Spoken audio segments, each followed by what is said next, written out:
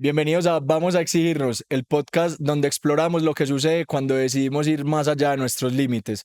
Yo soy Juan Fondos, ciclista de ultradistancia, y estamos acá con Juanma de Blisens, que es uno de nuestros coequiperos en este proyecto y se atrevieron a soñar con nosotros para llevarles todas estas historias de resistencia, aprendizajes y todo lo que hay detrás de desafiar los límites. Juan, contanos, ¿a quién se le ocurre ir de Medellín a Cartagena en bicicleta? Si en carro, el carro sufre, ¿cómo es ir en bicicleta? Háblanos un poquitico de eso.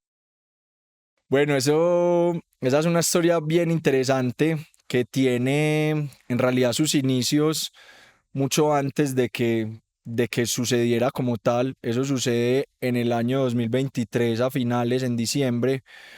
Pero en realidad, como hablábamos la vez pasada, yo venía en un proceso deportivo, pero en deportes de resistencia desde el 2019, y en el 2021 conocí un reto de ultradistancia, que es donde empecé como a conocer en realidad lo que contenía la ultradistancia, porque nunca la había escuchado mucho en mi vida, y es algo que se llama Everesting, los retos Everesting.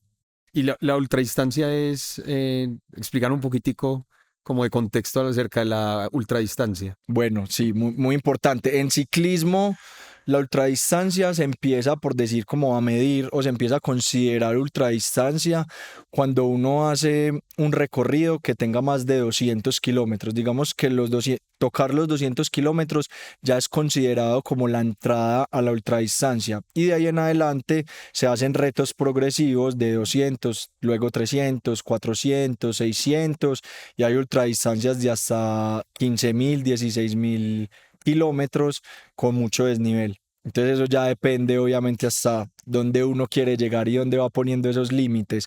Desde ahí, pues y así es como está como encasillada o determinada la ultradistancia. Dentro de esta ultradistancia hay muchas modalidades. Hay modalidades non-stop, que es literal, o sea, contra el reloj. Vos arrancás y cuánto te demoras en llegar al destino final o cuántas horas tenés para llegar a cumplir cierto número de kilómetros. Y también hay otros como Everesting, que era el que te estaba contando. Everesting es una marca que nace, pues es una idea que nace de un man que dijo, quiero escalar, lo quiero ascender en bicicleta, lo que corresponda a la altura del Everest.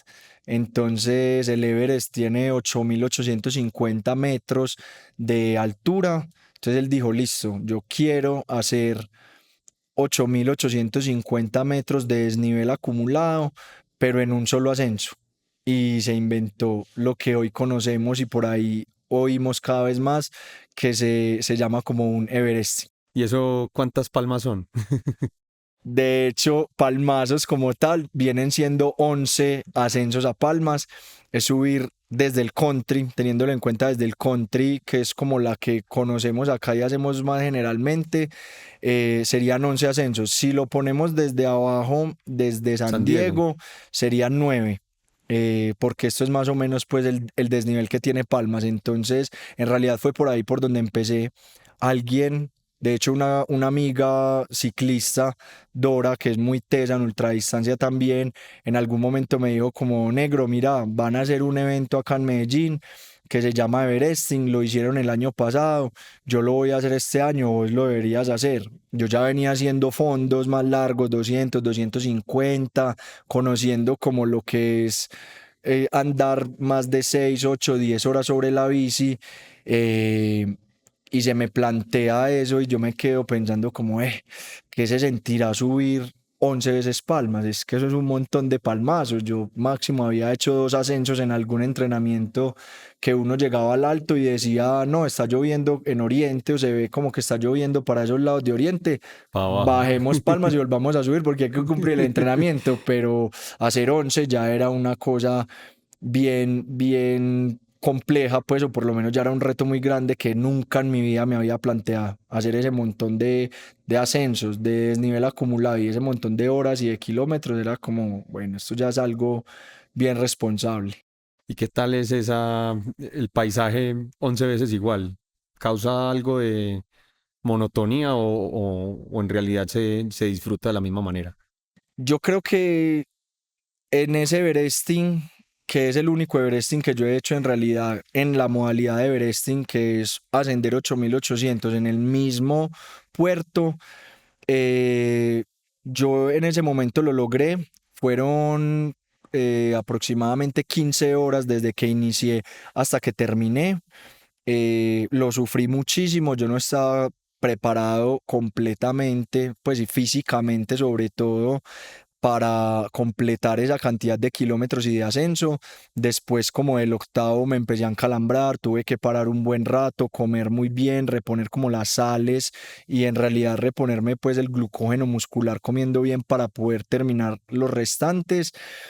Y obviamente ese tema de la repetición del paisaje, estar viendo siempre lo mismo y de estar pasando siempre por los mismos lugares, se me hizo muy tedioso en cumplir este tipo de reto. Entonces, claro, uno va pasando por un punto clave, por ejemplo, lo que nosotros llamamos pues el repecho más difícil que tiene Palmas, que es el... Se me va el nombre en estos momentos, pero es la parte más inclinada que tiene, que son como 200 o 300 metros. Y cuando uno siempre iba segunda, tercera, cuarta, iba llegando ahí, cada vez era, güey, pucha, otra vez este Pesa la mente repecho, también. otra, claro, empieza a pegar aún más en lo mental, entonces es como, ay, güey, pucha, me falta pasar 4 veces más por acá, me falta pasar 3 veces más por acá.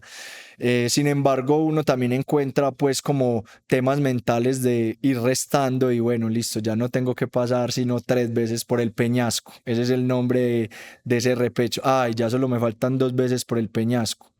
Eh, pero desde ahí me pareció muy bacano el reto físico, pero en cuanto a lo que yo me pudiera como entretener dentro del reto, que es lo que yo más disfruto en realidad del ciclismo de ultradistancia, ya se me volvió en realidad muy monótono. Siempre era viendo lo mismo y era como que, pues pucha, bueno, muy bacano, lo coroné, me sentí muy feliz de poder llegar a ese, digamos que primer límite y haber conocido esa ultradistancia de esa manera. Es mucho ascenso acumulado para las piernas, pero dije como brutal, muy bacano, pero creo que no me interesa repetir muchos Everesting bajo esa modalidad. Luego de eso conocí que Everesting tiene otras modalidades. Una de ellas es Everesting Rome. Everesting Rome es hacer 10.000 metros de desnivel acumulado, o sea, como si uno fuera a hacer desde el country hasta el Alto de las Palmas 13 veces, pero no puedes repetir ningún ascenso. Entonces tenés que hacer un circuito, tenés que diseñar un circuito donde hagas 400 kilómetros mínimo y puedas ascender esos 10.000 metros de desnivel. Y luego de yo hacer ese primer Everesting de los 11 palmazos, yo no volví a hacer ultradistancia durante 2 años.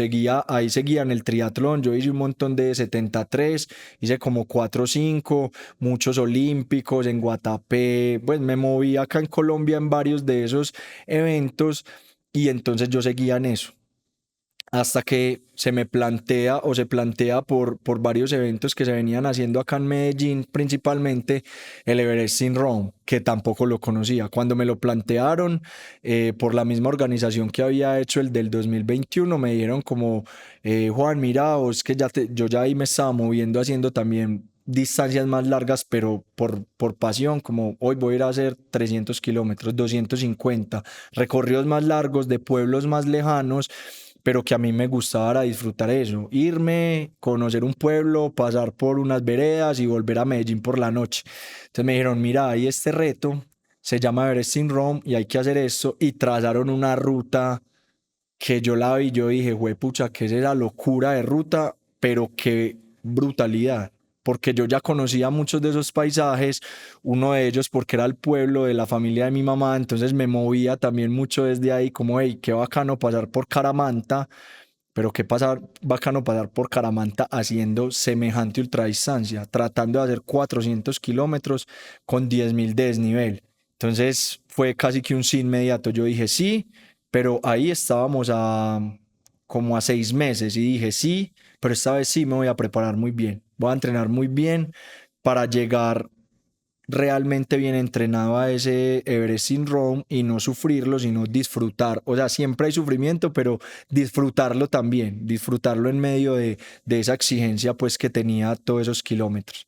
Entonces en el Everesting Roam fue cuando haces ese clic y conectas con todos estos retos de ultradistancia y Sí, desnivel. sí, yo creo que ahí fue donde conocí como la modalidad de la ultradistancia que me gustaba a mí, que digamos que es la modalidad non-stop, que es arranca el reloj cuando vos arrancas y tenés un tiempo límite. Por ejemplo, en el Everesting Roam vos tenés 36 horas para completar el reto y esas 36 horas vos las administrar como querás. Si vos sentís que necesitas dormir 2 o 3 horas en algún momento para continuar, vos lo puedes hacer. Yo me lo tracé sin dormir. Dijimos como, de hecho no dijimos, dije porque no iba con nadie como coequipero, pero pasó algo muy bacano dentro de la ruta y fue que tuve una coequipera que es Doranzi la Negra, con quien he hecho varias ultradistancias, pero en su momento ella y yo no nos coordinamos para llegar al Everesting Roam, sino que nos preparamos cada quien por su parte y cuando llegamos a la salida nos encontramos, ella y yo habíamos hecho muchos fondos y resultó que desde el primer ascenso empezamos al mismo paso y dijimos como, hey, este es el paso que vas a llevar siempre. Y sí, este es el paso que conocemos, que lo llamamos de hecho pasito Everesting y es ir en esa zona 2 que nosotros llamamos dentro del entrenamiento, pero que es el paso que lo lleva a uno a llegar muy, muy lejos porque es un paso constante, pero sin sobreexigir al músculo, entonces la fatiga se retarda más en aparecer. Entonces, digamos que ahí fue donde conocí esa modalidad de ir contra el reloj, pero en un circuito que no se repetían ascensos. De hecho, esa es la modalidad más normal dentro de la ultradistancia. Everesting fue un reto que empezó a tomar mucho renombre también y pues se ha posicionado muy bacano y hay mucha gente que lo está haciendo y hacen doble, triple, hasta cuádruple, pues que son unas locuras, sobre todo por el tema mental de repetir solo ese mismo ascenso tantas veces. Pero cuando probé e hice esta distancia de Everesting Roam sin dormir, dentro de esas como 25 horas más o menos que nos demoramos, teniendo más de 10 o 11 de sobra dentro de lo que era lo que se permitía pues por la organización para que fuera válido, dije, creo que soy como bueno en esto, me rinde en mi pasito, medio obviamente duro pues transitar por la noche y sobreponerme a ese cansancio y todo eso, pero fui capaz y lo logré. Digamos que ahí recordaba mucho lo que hablábamos de la Vendanger, que se podía trasnochar y quedarse un montón en remate. Yo decía, listo, si uno es capaz de amanecerse rumbeando, pues me va a amanecer en la bici. Y eso fue un motivador en ese Everesting Roam de sacarlo adelante como estamos trasnochando acá sobre la bici, pero en algo que disfrutamos mucho. Y cuando hablas de la organización, ¿qué, ¿cuál es la organización que estipula esos tiempos? ¿Cómo se deben de cumplir? ¿Cuáles son los requisitos o el paso a paso para vos? Listo, clasifico, no clasifico, aplico, Claro. no aplico. Bueno, en Everesting en realidad es un tema de el creador de Everesting como tal. Montó, digamos que una plataforma donde uno carga todos estos, desde Strava, que es la aplicación más conocida pues que tenemos como en el ciclismo, uno carga la actividad y ellos se encargan de manera manual de revisar si vos hiciste la actividad, en cuánto tiempo pedaleando y durante cuánto tiempo en total con descansos y todo. Y de mirar si hay coherencia en lo que fue como el manejo de la frecuencia cardíaca o la potencia, como que vos no fueras, La evaluación, que no fuera en sí, carro. exacto, que no fueras en carro pues sí, que se vea un ascenso y mentiras que los watts están en 5 watts. Ajá. Como pues no, te pegaste de un carro o alguna cosa. Ellos se toman el trabajo de revisarla así y para los diferentes retos dentro de Everesting ellos tienen unas reglas. Por ejemplo, el Everesting Roam es, tenés 36 horas para cumplirlo. No debes repetir ningún ascenso. Debe ser un circuito. Dentro del Everesting normal, cuando ya se quiere hacer doble Everesting o triple, vos entre cada Everesting puedes descansar máximo 2 horas, o sea, dormir. Puedes dormir máximo 2 horas, pero no tiene un tiempo límite para completarlo. Entonces se van dando, pues son como esas normas que el creador de Everesting le ha ido dando y cada vez esa organización se hace más seria y más fuerte. Y ya, de hecho, esta semana pasada tuvieron un mundial de Everesting en Italia, ya como con los representantes más tesos de lo que es esa modalidad de ultradistancia y fueron y se enfrentaron los más tesos escalando unos tiempos pues absurdos de, porque son muchos ex profesionales y hacen unos tiempos de ascenso muy brutales, pero, o sea, un reto demasiado brutal para ver. Yo sé que lo que estás haciendo es considerado hobby también, pero digamos que ha trascendido un poquitico más. ¿En qué momento pasa de ser hobby a convertir casi que en un estilo de vida y en una filosofía dentro del mundo de la bici? Yo creo que en ese momento del Everest Syndrome fue donde yo encontré como ese motivador y ese deseo de juepucha, encontré como mi lugar en el ciclismo, de lo que me gusta hacer, porque también pues yo iba a muchas carreras y gran fondos o carreras por segmentos y me gusta mucho ir como al límite y obviamente pues ver números que uno va mejorando y pues va teniendo mejores resultados, mejores tiempos. Sin embargo, no es lo que más me mueve a mí. Cuando descubro Everest Syndrome y lo logro, digo, esto sí me gusta a mí por todo lo que vivo en el proceso y de trasnochar y de estar acá muy golpeado sobre la bici, porque obviamente el cansancio, pues, y todo lo que uno vive en esa ultradistancia. Entonces, después de ese Everest Syndrome, a mí se me cruza por la cabeza el interrogante que me hiciste al principio y fue Medellín-Cartagena. ¿Por qué no hacer Medellín-Cartagena en bicicleta? ¿Por qué no irme hasta Cartagena? Y eso viene de un referente de ultradistancia, que es de los pocos que pues que como que tuve, pero que sí me motivó mucho su historia y es Sebastián Gil y era un man también triatleta, pues también corría mucho atletismo y también hacía mucho ciclismo. Y creo que era uno de los principales exponentes de la ultradistancia acá en Colombia. Y por alguna razón, Sebastián Gil tenía algunos documentales sobre ultradistancias y uno de estos videos era Medellín-Cartagena en bicicleta. Pero cuando yo lo conocí apenas estaba empezando en triatlón y yo decía, ¿cómo? ¿Qué es esta locura? O sea, yo me estoy preparando para hacer 90 kilómetros en un Ironman. Ese man como se va a meter 650 kilómetros hasta Cartagena. Cuando yo ya hago el Everest Syndrome, a mí me vuelve a iluminar la cabeza como, hey, creo que estamos en un punto, si ya logramos esto, somos capaces de ir por 650 kilómetros sin tanto desnivel, porque en realidad el desnivel de acá a Cartagena son como 7000 metros, pero la parte más dura es subir hasta Yarumal y de ahí para allá digamos que ya es una travesía. Hay muchos repechos, pero no hay ningún ascenso o un puerto largo, sino que todo es plano, repechos, travesía, plano. Entonces digamos que uno cree que se hace pues más pedaleable. En realidad sí, pero pues depende ya también el calor, el viento en contra, son otro montón de situaciones y aspectos que empiezan a jugar ahí.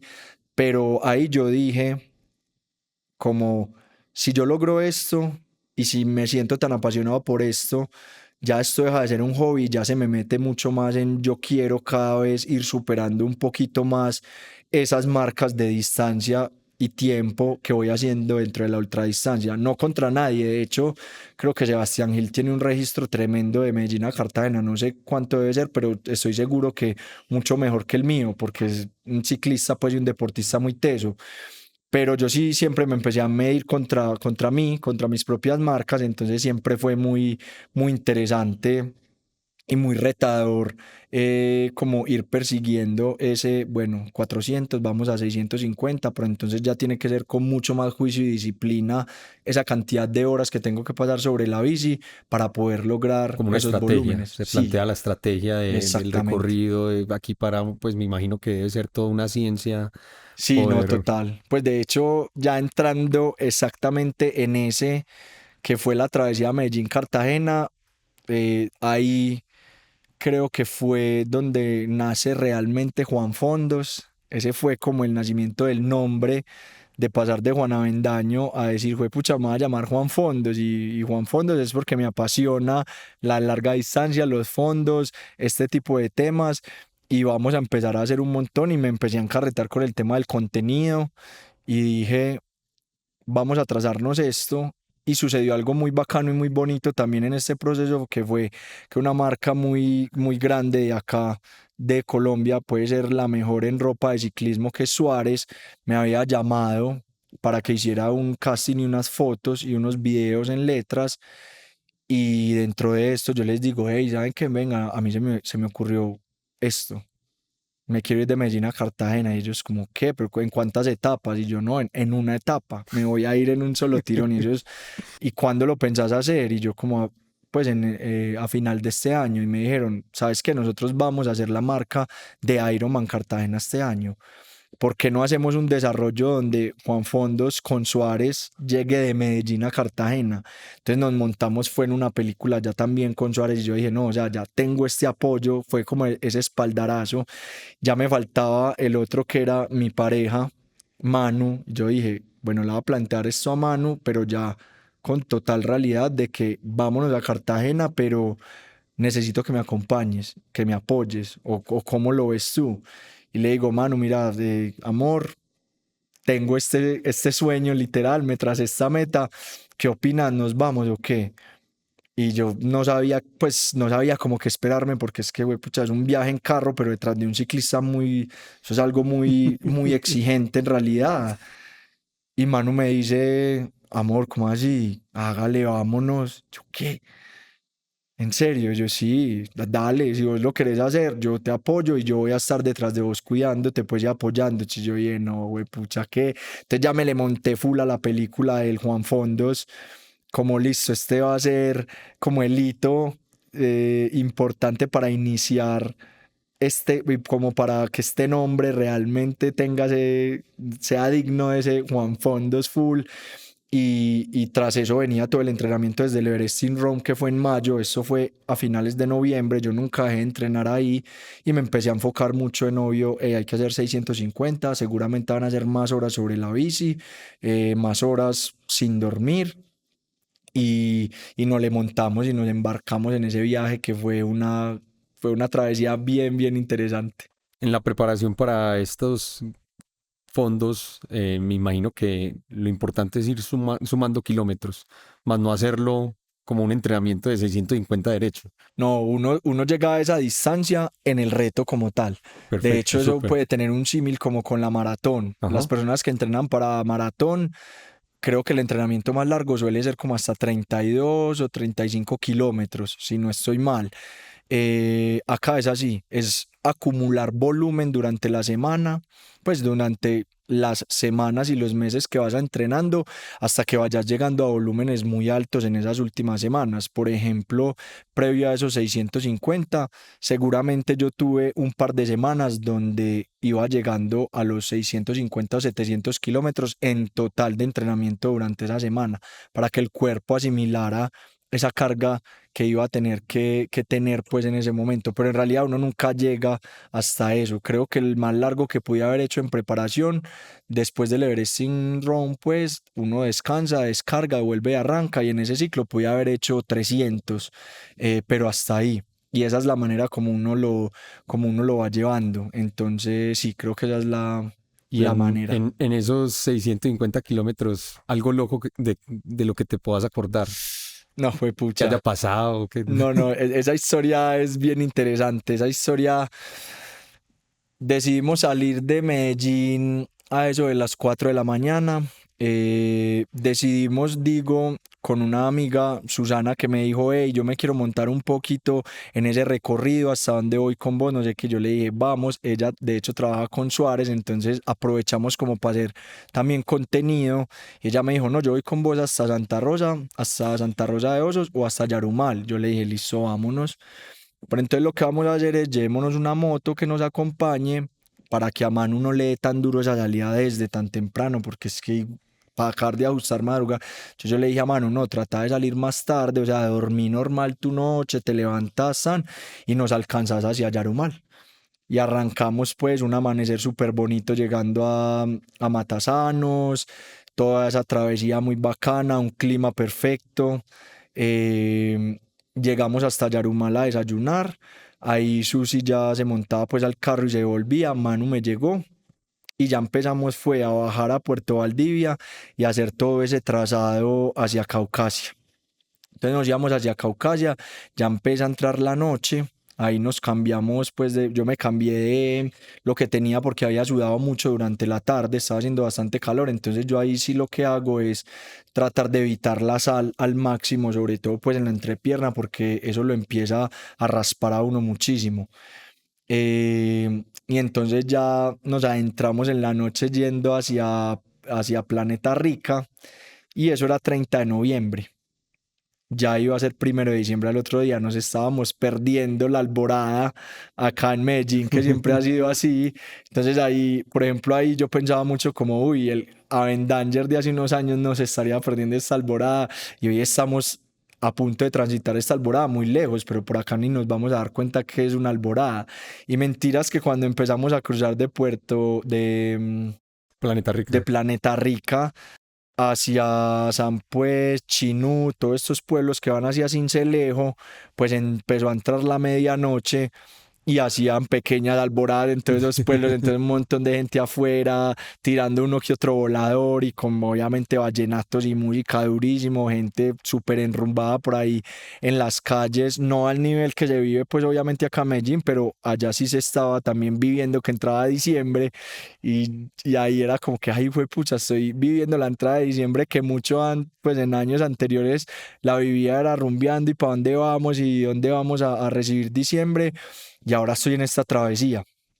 Eso fue, eso fue bien bacano, pero me acuerdo mucho que fue una noche muy, muy bonita, con una luna súper roja que se alcanzaba a ver siempre, pues era toda esta travesía y yo allá al frente siempre veía la luna durante muchísimos kilómetros, pues y hasta muy adentrada la madrugada se veía, entonces era como, fue pucha, el clima perfecto, luna perfecta, pero yo iba muy preocupado más que por mi pedaleada ya por mano porque yo empezaba a mirar para atrás y yo decía, güey, pucha, yo acá voy en lo mío y uno en el tema de ultradistancia y en estar pedaleando uno entra en temas de introspección, uno entra en un montón de temas muy bacanos personales y hacia adentro, aparte de estar pues ahí pedaleando, pero yo decía, güey, pucha, mano, viene escuchando música, pero que estará escuchando desde a mediodía más o menos que nos encontramos y ya son las 2 o 3 de la mañana, viene,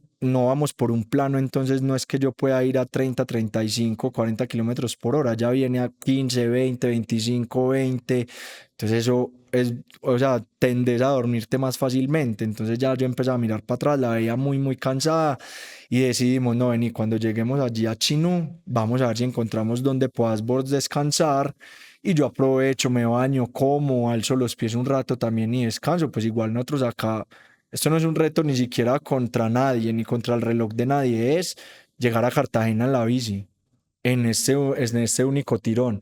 Entonces llegamos a Chinú, no encontramos ni un hotel abierto, nada. Había una bomba de gasolina y Manu me dijo, no, yo fue pucha, yo no aguanto más. Yo le dije, no, vení, hagámonos acá donde haya más, como que no peguen las luces de la carretera ni de la bomba y acostate ahí en el carro, tratemos de estirar lo que más se pueda la silla, que vos estés cómoda. Y lo que yo hice fue sacar comida, asearme otra vez, pañitos húmedos, ta, ta, ta. Yo dije, no, yo la tengo que dejar que duerma por lo menos una hora y media. Yo trataba como de hacerme al lado y de pronto dormir, pero en ese estado he experimentado que no soy capaz. O sea, uno está muy fatigado, pero vos te acostás y tratás realmente de quedarte dormido y uno no es capaz. Fuera de eso, pensando como, bueno, me faltan tantos kilómetros, haciendo estrategia en la cabeza, a qué horas voy a llegar, no voy a llegar. El caso fue que la dejé dormir y Manu ya eso como de las 5 de la mañana se levantó un poquito más, como bueno, ya me recuperé un poquito, me voy a tomar un Red Bull y sigamos. Y seguimos esa travesía hacia Cartagena, que ya en realidad fue lo más duro a partir de las 9 de la mañana, que uno pasa a Tolú y de ahí, de Tolú a Cartagena son unas rectas que no, lo que se llama San Onofre, Cruz del Viso, y ya para entrar a Cartagena, esa recta hacia Cruz del Viso es interminable y no tiene una sombra, no tiene un árbol, entonces eran 9, 10, 11 de la mañana, un Calor, calor horrible, humedad. deshidratado. Yo iba controlando mucho la hidratación, entonces cada que me daban ganas de orinar, yo veía el color de mi orina y siempre había tenido muy en la cabeza, debe mantenerse como champán, como champañita, champañita, para que al menos uno desde lo visual vea que está hidratado. Hidratado. Y así había llegado más o menos hasta Tolú. Y en cuestión de 1 hora y media en ese recorrido, hidratándome mucho, un ya Amarillo. súper amarilla. Y yo decía, güey, pucha, me estoy deshidratando mal. Ese fue el calor, a mí definitivamente me pega y me pega muy duro. Y eso fue lo más difícil de llegar a Cartagena. Esos últimos kilómetros bajo ese sol tan duro. Y llegamos a Cartagena a mediodía, o sea, el fogón de los fogones. Pero cuando llegamos a Cartagena como tal, la alegría, pues, y Mano y yo juntos era como un logro tan nuestro y que en realidad íbamos solos, solos, solos. Y ella logró exigirse y llevar su cuerpo al límite de estar manejando un carro tantas horas detrás de su novio loco que se le ocurrió irse en bicicleta y que también estaba feliz de haber llegado allá. Fue un momento muy bacano, muy de nosotros. Y de hecho al otro día, sin planearlo, eso, yo me levanto como a las 5 de la mañana, muy charro, pues dormí como desde las... Nosotros nos fuimos, almorzamos y llegamos al hotel y para las 5 de la tarde, pum, caímos. Y yo al otro día me levanté como a las 5 de la mañana, como, "Jue pucha, bueno, ya no tengo más sueño". Y le dije a Manu, como, hey, vámonos para la playa a ver como el amanecer desde ahí, a hablar. Y eso creó un vínculo tan grande que yo ahí le dije a Manu, como, yo me quiero comprometer contigo y yo quiero que seas mi esposa, pero no tengo anillo.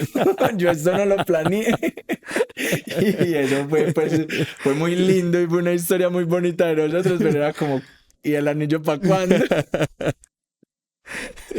Pero pues, fue algo que nos unió aún más y nos puso, pues, y yo dije como, pues es que una persona que se atreva y se arriesgue y se ponga en el lugar de ir cuidando de ti en una de tus locuras de este tipo, manejando tantas horas un carro, güey, pucha, es otro nivel de amor y de relación.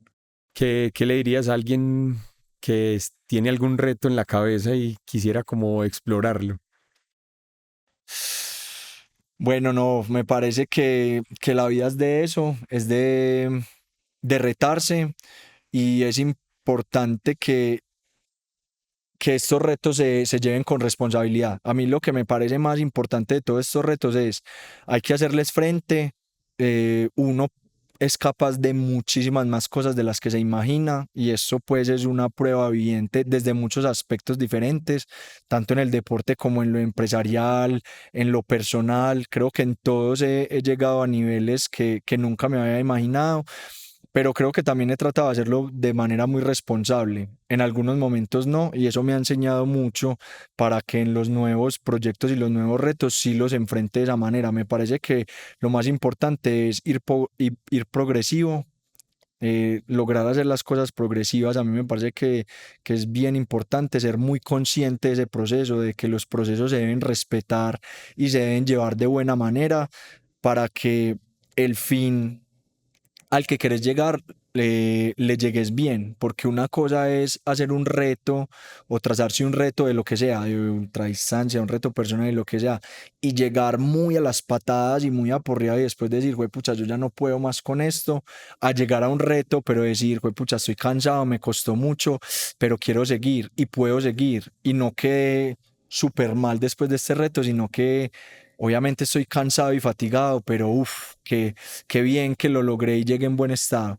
Ese puede ser un abrebocas para nuestro tercer episodio de una de las batallas que ha sufrido alrededor de la ultradistancia. Sí, yo creo que es bien importante ese porque definitivamente uno a veces llevando procesos y confiando en el proceso, no todo lo puede controlar. Y ese es un aprendizaje muy grande que me trajo la ultradistancia y un evento en específico que vamos a tocar en otro episodio porque es una historia que marcó y partió en dos lo que ha sido Juan Fondos y en realidad lo que ha sido Juan Avendaño, porque me trajo una de las enseñanzas más importantes de mi vida.